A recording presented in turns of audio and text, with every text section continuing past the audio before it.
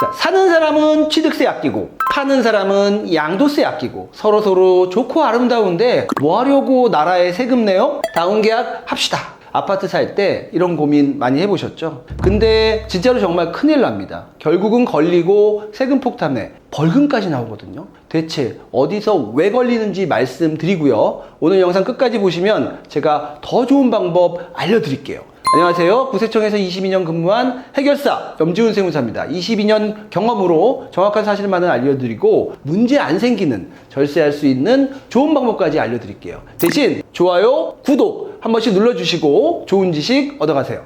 절세는 염지훈. 비싼 집을 싸게 살 수 있는 방법 여러 가지가 있겠지만 그 중에 하나가 분양권 사는 거죠. 10억 원짜리 집이라면 계약금 10%인 1억 원에 프리미엄만 내면 일단은 살 수 있으니까요. 그래서 분양권을 많이 거래하실 거예요. 그런데 제가 아는 형님이 2달 전쯤에 저한테 전화가 왔어요. 본인이 1억 원 계약금 넣은 상태에서 2억 원이 프리미엄이 있는 이 분양권을 원래는 3억 원에 사야 하죠. 그런데 양도하시는 분이 특별히 부탁을 해서 이 2억 원을 없애고 1억 원에 거래를 하신 것 같아요. 깎아준 건가요? 깎아줬으면 제가 여기서 얘기를 안 하죠. 근데 이 프리미엄 2억을 매도인이 세금이 많이 나오니까 포기할 수는 없겠죠. 그래서 이 돈 2억 원을 매수인한테 현금으로 갖고 와주세요 라고 얘기를 한 것 같아요. 그래서 한 번에 1,000만 원 넘게 뽑을 수가 없으니 300, 500, 800 꾸준히 돈을 뽑아서 약 2개월 동안 2억 원을 만들었죠.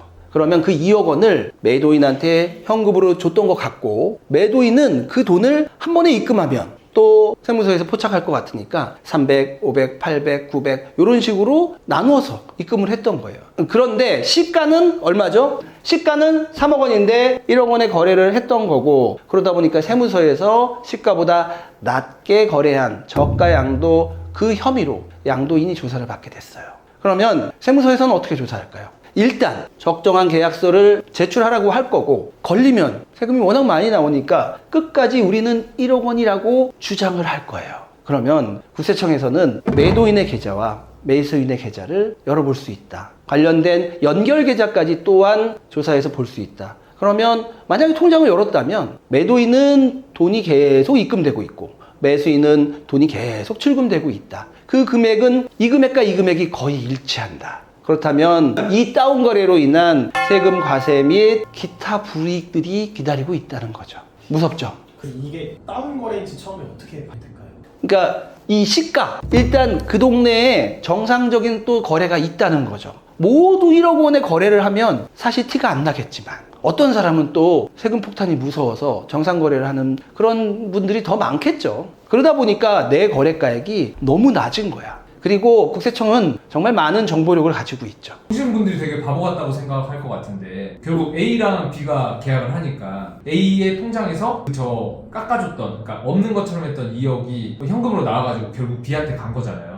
네. 제가 만약에 저 다운 계약서를 쓰면은 제 통장에서 안 뽑고 네. 저희 친척이나 저희 가족 중에서 이렇게 뽑거나 친척에서 뽑아가지고 그분한테 줄 것 같거든요. 근데 보통 이런 세무조사가 나오는 건 그 팔자마자 조사가 나오는 건 아니고 약 1년이 있다가 나올 수도 있고 2년 있다 나올 수 있어요. 근데 친척한테 그 꾼 돈은 언젠가 갚을 거거든요. 그렇기 때문에 기간이 후에 나와서 조금 더 조사 기간을 확대한다면 충분히 걸릴 수도 있는 일이죠. 그래서 뛰는 놈 위에 나는 놈 있고 국세청의 정보력과 그리고 국세청의 조사 실력은 우리가 생각하는 그거보다 위에 있다. 그렇게 생각하시면 될 것 같습니다. 근데 저 2억이요. 네. 도대체 얼마나 세금이 나오길래 그렇게 다운 계약서를 쓰는지 좀 궁금한데. 이게 분양권을 취득한 날로부터 1년 이내에 거래를 하면 지방소득세를 포함해서 77% 그리고 1년에서 1년 이상이라면 2년이든 3년이든 66% 그렇게 세율이 높은 게 현실이고요. 그래서 한때 손피 거래, 손에 쥐는 프리미엄 제가 요거에 대한 설명은 화면에 잠깐 보여드릴게요. 이 손피 거래를 통해서 매도인이 쥐는 돈, 이 2억이라는 프리미엄을 보장해주는 그런 거래들. 그래서 그 세금을 다 매수인이 내주는 그런 손피 거래를 많이 했었는데 최근 2024년 11월에 기획재정부 예규가 바뀌면서 지금 화면에 나오는데요. 그렇게 되면서 이 손피 거래로 인한 세금이 거의 2배가 됐어요. 그래서 이 손피 거래도 못하는 그런 현실이다. 그러면 사람들 머릿속에 세금을 아낄 수 있는 유일한 방법은 마치 다운 거래밖에 없는 것처럼 그렇게 인식이 될 것 같아요. 그래서 저도 이번에 손피거래로 인한 세금이 확 늘어난 걸 보면서 아, 이렇게 세금이 올라가면 다운거래의 유혹에 노출되기 쉽겠다. 그러나 하지 마시라는 차원에서 저는 찍은 겁니다. 이 만약에 다운거래를 하다 걸리면 어떻게 되는지 우리 이타 강사 최승혁 세무사님께서 설명해 주시겠습니다. 근데 좋은 방법이 있다는 거죠. 좋은 방법은 우리가 이걸로 인한 불이익을 좀 설명해 드리고 그 다음에 나름 저희 유튜브 팀에서 연구한 좋은 방법 준비되어 있습니다. 근데 웬만하면 국세청에 다 걸린다고 하셨잖아요. 네. 근데 궁금한 게 그러면 완전히 가족도 아니고 친척도 아니고 제 친구한테 부탁해서 정말 가족 같은 친구한테 부탁해서 뭐 이렇게 몇 천만 원이 오고 갔다. 이런 것도 국세청이 잡아낼 수 있어요. 아무래도 이제 친척보다는 친밀함이 떨어지니까 잡힐 가능성이 조금은 떨어질 수 있지만 지인의 아는 사람이 이 상황을 또 우연히 안다면 탈세 제보로 이어질 수 있고요. 그 탈세 제보가 들어와서 만약에 포상금이 나온다면 탈세 제보로 인한 세금의 20%를 또 누군가가 노리고 제보할 수도 있고, 그리고 아까도 얘기했지만 지인한테 돈을 빌리고 다시 입금해 주는 과정에서 결국은 내 주머니에서 돈이 나간다. 그 돈이 왜 나갔는지 국세청에서 조사하면서 결국 이 사건의 전말이 걸릴 수 있다는 거. 결국은 걸릴 수 있다가 제 의견입니다.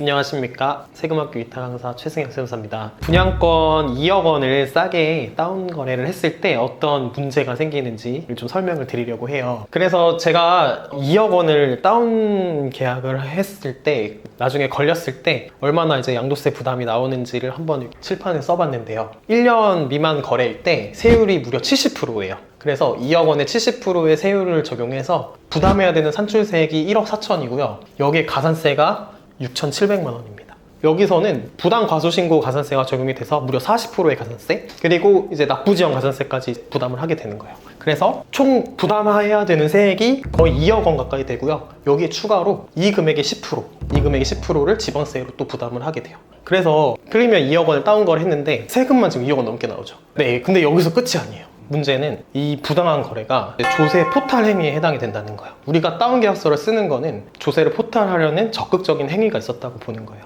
그래서 이런 조세 포탈 행위로 인정이 된다면 조세범 처벌법에 따라 우리가 포탈한 이 산출세액의 최대 50%까지를 또 벌금으로 물 수가 있어요. 그리고 그것도 엄청나죠. 7천만 원 가까이 되는 벌금을 물 수가 있고, 그 다음에 이것뿐만 아니라 지방자치단체에서 과태료를 취득한 가액에 취득한 전체 가액 있죠. 이거는 지금 다운 계약한 금액인데 취득한 전체 가액의 최대 10%까지 과태료까지 물릴 수가 있습니다. 제가 지금 표 하나 띄워드릴 건데 실제로 부담하게 되는 양도세와 가산세 그리고 지방세 벌금까지 해가지고 누적된 금액이 맨 밑을 보시면 2억 9,700인데요 2억 원 다운 계약했다가 2억 9,700 이렇게 큰 부담을 질 수도 있습니다.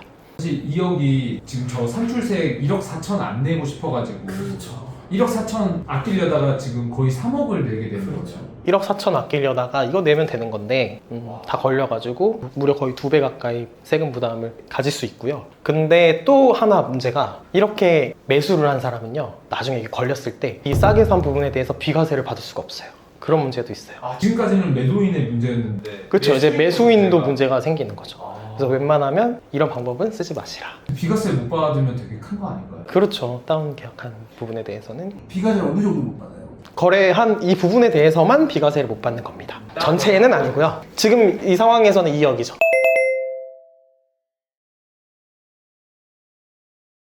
제가 아까 약속했던 솔루션, 저도 이걸 준비하면서 제가 이거를 유튜브에서 얘기했을 때 누군가는 저를 욕하지 않을까 그런 떨리는 마음으로 법률적 검토를 했습니다. 근데 지금 이 솔루션은요 제가 만든 솔루션이 아니라 어떤 형이 제게 이렇게 하면 괜찮지 않니? 라고 물어본 솔루션이었는데요. 제가 생각해 보니까 한번 일단 보시죠. 네. 1억 원 계약금을 납입한 상태에서 프리미엄 2억이 붙었다. 그래서 이거를 3억 원에 우린 다운 계약 안 해야죠. 정상적으로 3억 원에 판다면 내가 실제로 부담해야 되는 그 세금이 1억 5,400이라는 거예요. 그런데 그 형이 저에게 뭐라고 했냐면 나는 방법이 있대요. 그래서 제가 형 무슨 방법이 있는데? 라고 물어봤는데 그 형님의 아버지에게 1억 원의 분양권을 갖고 있었고 시가가 3억 원이다. 이 분양권은 전체 분양가액은 10억인데 계약금 1억 원만 낸 상태였다. 그런데 프리미엄 2억이 붙어서 시가가 3억 원이다. 이 부친이 타인에게 직접 양도하면 1억 5,400의 세금을 내니 이런 방법이 어떠냐고 저한테 얘기를 한 거죠. 이 형님의 아버지가 이 3억 원의 분양권을 며느리한테 증여한다.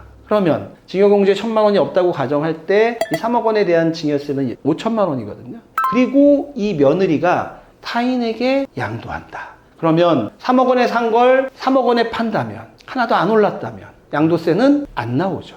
그런데 이걸 보시면서 이렇게 얘기할 거예요. 이거 증여 후 양도에 따른 부당이익 계산 부인 이런 규정을 내가 들은 적이 있다. 그러면 결국 직접 양도한 걸로 보아서 결국 1억 5,400만 원을 내야 되는 게 아니냐 이렇게 말씀하실 수 있는데 제가 옛날에 해외 주식 양도 쪽에서도 한번 설명드린 적이 있는데 이런 경우에는 이 돈 3억 원이 실질적으로 며느리에게 즉 이거를 판 돈이 실질적으로 며느리에게 귀속이 되면 증여 후 양도에 따른 부당이익 계산 부인 규정에 적용되지 않는 예외 조항이 있거든요. 따라서 정말로 이 3억 원을 며느리가 갖는다면 이 집안이 내야 되는 세금 1억 5,400이 아니라 5천만 원이 될 수 있습니다. 이해되셨나요? 아버지가 며느리한테 주니까 지금 5천만 원 내잖아요. 네, 맞습니다. 만약에 남편이 부인한테 주면은 남편이 부인 또는 직계 존비속에게 증여한 후에 양도를 하면 2월과세 규정이 있습니다. 그 2월과세 규정이 좀 어려우니까 제가 잠깐 화면에 노출해 드릴게요. 이 2월과세 규정을 적용받으면 설령 3억 원에 해당하는 증여세를 내고 양도했으니 3억 원을 취득가액으로 해야 되지 않냐 이렇게 생각할 수 있는데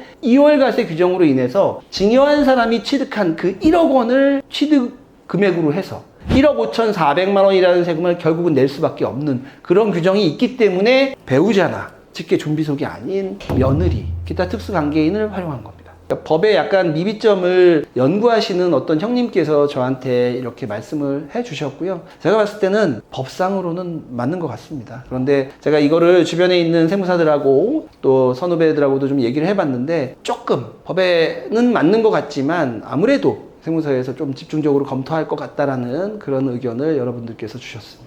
근데 이게 보니까 네. 지금 우리 세무사님의 아는 형님이 이런 의견을 주신 거잖아요. 네. 근데 오죽했으면 정말 그 분양권 세금이 77%면은 사실 이거 하지 말라는 거잖아요. 맞습니다. 네, 그러니까 오죽했으면 이런 편법을 막 생각하시지 않았나 생각이 들거든요. 맞습니다. 근데 우리 세무사님이 말씀하고자 하는 내용은 위험한 나라에서 권장하지 않는 하지 말라고 하는 그런 다운 계약서를 쓸 바에는 차라리 이런 방법도 있다라는 거를 뭐 말씀해 주신 것 같고 어쨌든 뭐 세무사님이 검토는 해봤는데 문제는 없으니까 이 분양권을 취득하는 과정에서 다른 문제들이 없다면 조사가 나와도 문제는 안 생길 것 같다 이렇게 분들이 좀 받아들이시면은 좋지 않을까. 내 케이스가 이거랑 딱 맞는 분은 거의 없겠죠. 근데 며느리가 증여받자마자 곧바로 파는 거는 조금 비권장입니다. 사실 조금 시간적 간격을 띄우라고 법에 되어 있지는 않지만 띄우는 게 좋아 보이고요. 그리고 이 돈이 며느리에게 진짜 귀속이 돼야 된다. 그 돈을 곧바로 또 아버지한테 돌려준다거나 아버님한테 돌려준다면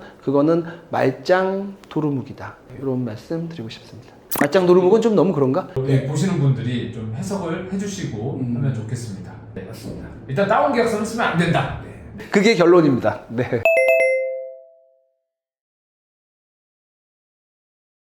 아파트 분양권 거래할 때 세금이 너무 많으니까 다운계약서 작성하다 걸리면 세금이 얼마나 나오는지 그리고 국세청에서 나오는 벌금 및 비과세 배제, 지방자치단체에서 나오는 지방소득세, 가태료 등에 대해서 알아봤습니다. 다운계약서 작성 안 하는 게 좋겠죠.